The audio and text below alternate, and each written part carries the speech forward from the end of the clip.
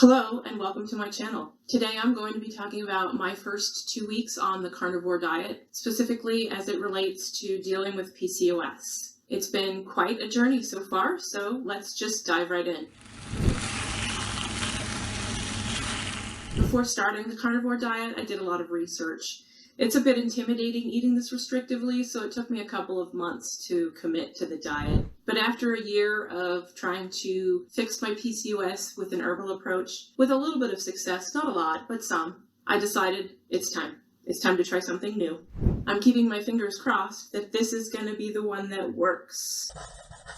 So in the first 2 weeks, I made a lot of significant changes. I stopped taking all of my supplements on the very first day, except for one, Ovacidol, which is the one that has given me a lot of success in dealing with PCOS naturally.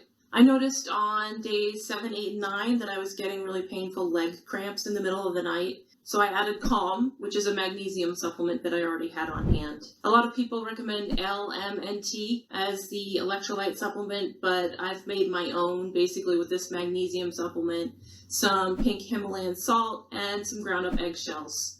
The resulting drink tastes and smells just like the ocean, which is pretty weird and also not very tasty. Just chug it down. Now let's talk about coffee. My concern is on two fronts with coffee.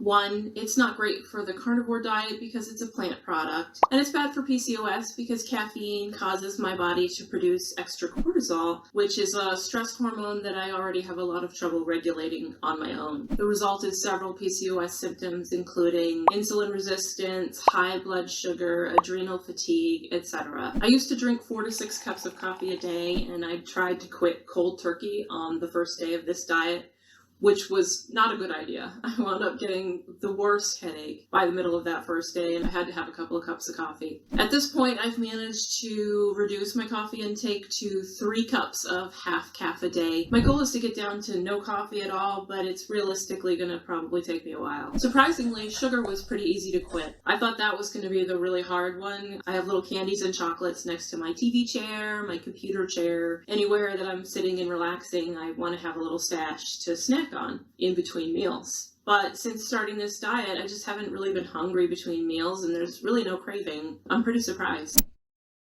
I've been keeping a pretty detailed journal every day just so that I can keep track of all of the differences and changes and not forget anything. And here are some of the things I've noticed so far. Just like pretty much anyone who switches to this diet, my colon is taking a little bit of time coming to terms with it, and it's letting me know several times a day, if you know what I mean. Initially, I was really tired and I had to lie down in the middle of the day in order to get through the day. Especially if I'd done a workout, I'd need an extra hour or two just napping, or I was just dead tired. Also, the workouts were pretty difficult. I was having a hard time just getting through it. But around day 7, that went away, and now I have enough energy to get through my day without any issue. The workouts are back to their usual difficulty.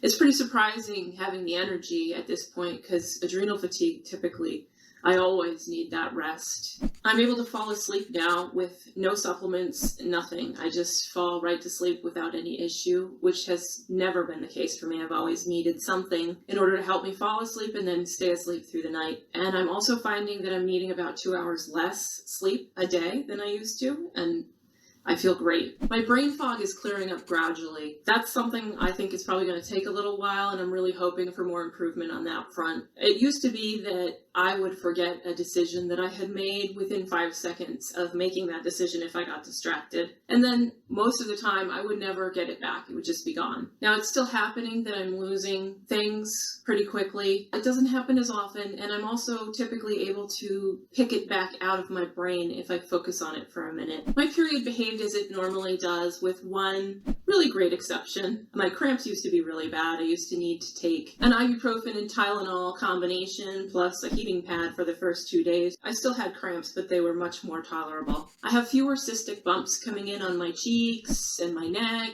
Typically, as soon as one set started clearing up, I'd have a whole new set of bumps coming in, and it was very painful and just demoralizing and upsetting. So I don't want to jinx myself by saying too much. However, It's been 2 weeks and I haven't had a new set coming in. I've lost 4.4 pounds in these 2 weeks, which I'm not really surprised. I know some people get some pretty amazing weight loss results in their first couple of weeks on the diet, but I was already doing a workout that's building my muscles. I am seeing slimming in my neck and my face, and my clothes are a little bit looser, and I think that's good enough. And now for my foods. I'm trying to eat about a 75% fat to 25% protein ratio. It was really hard trying to figure out the right amount when I was first starting, so I was using an app called MyFitnessPal, which really helps me keep track of those ratios. I got rid of all of my vegetable oils and seed oils, and I'm now cooking strictly with beef tallow and butter. I was using bacon fat, but around day 10, I noticed that there's sugar and dextrose in the bacon, and I haven't been able to find clean bacon since then. Anyway, I had to throw that fat away. I'm eating mostly fatty cuts of beef and pork right now. I try to have chicken once a week and wild-caught salmon once a week. I'm allowing dairy items like eggs, cheese, and light cream for my coffee during transition, and possibly beyond, depending on how I feel. I think that's kind of how this goes for most people. You see how you're feeling, and if things aren't clearing up, then you go more strict. So that's kind of where I am, and that might change. I'm hoping for some comments and advice and guidance on this as well. I'm struggling a little bit to eat all the fat on the meats. I've never really enjoyed the texture of gristle, and it hurts a little bit on my teeth. I've had a lot of dental work. So I'm thinking of just cutting that out and maybe adding more tallow and butter to the meat that I'm eating instead of trying to eat the gristle off the meat. Currently, the only plant products that I'm still allowing are black pepper, coffee, and possibly whatever is in the Ovacidol, and no other carbs or sugar. So that's the update on my first 2 weeks on the carnivore diet. It's been a bit of a roller coaster, but I'm determined to see if it can help with my PCOS. Thanks for joining me today, and I'll keep you posted on my journey. Don't forget to like and subscribe for more updates. See you in the next video. Take care and stay healthy.